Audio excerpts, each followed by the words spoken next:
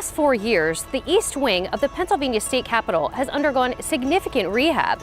We were fortunate to get a behind-the-scenes look with lead architect Daniel Vodzak of Vodzak. From the historical fountain to hidden lion's heads, Daniel takes us through the entire transformation. Construction allocation was $18.4 million. We started design in the summer of 2012. That was finished approximately a year later in September. GS bid the project and the actual construction started in September of 2014. The East Wing was built in 1987. It was actually a green roof before we even knew about sustainable design and green roofs. All of the landscaping is actually part of the roof system, all of which had to be removed to access the waterproofing, which failed miserably. What I'm standing on is the terrace pavers, and it's an open paver system. The joints do not have any sealing, and the water actually runs down between the pavers and then to the drains. And this particular paver over here, you can see, is massive. It's 6 inches thick. It probably weighs 2,600 pounds. The area I'm currently standing on was designed for vehicular traffic for emergency vehicles. And once you get off to the east, the pavers are half that thickness, it's pedestrian traffic only. Part of the project scope, in addition to the waterproofing, was to replace the roof, which is above us. It was near the end of its expected life at 27 years.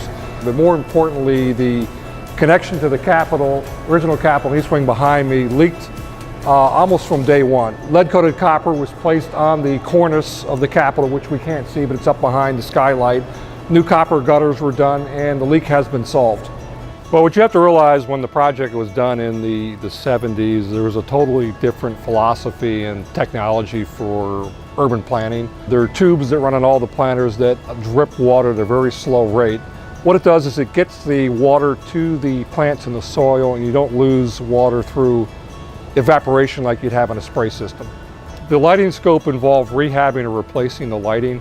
What you see behind me, the fixtures with the bronze post and the globes, were known as the lollipop fixtures. The fixtures leaked, the water got in the granite and cracked them.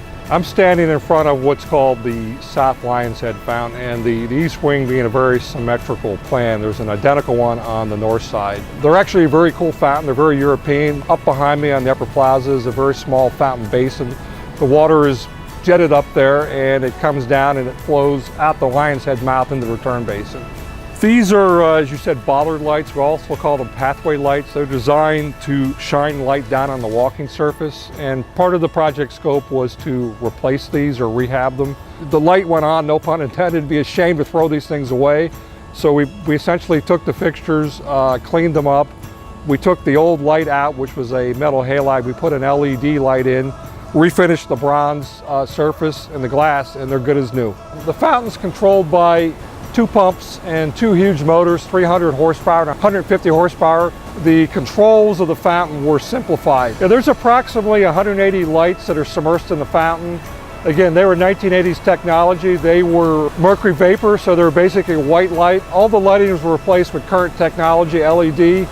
And the advantage of the LED is that the color can be varied. So if you come down here at night, there's actually a program that runs, which is very cool with the colored lights. Thanks for joining us for this edition of The Built Space, featuring one of Pennsylvania's most beautiful architectural gems.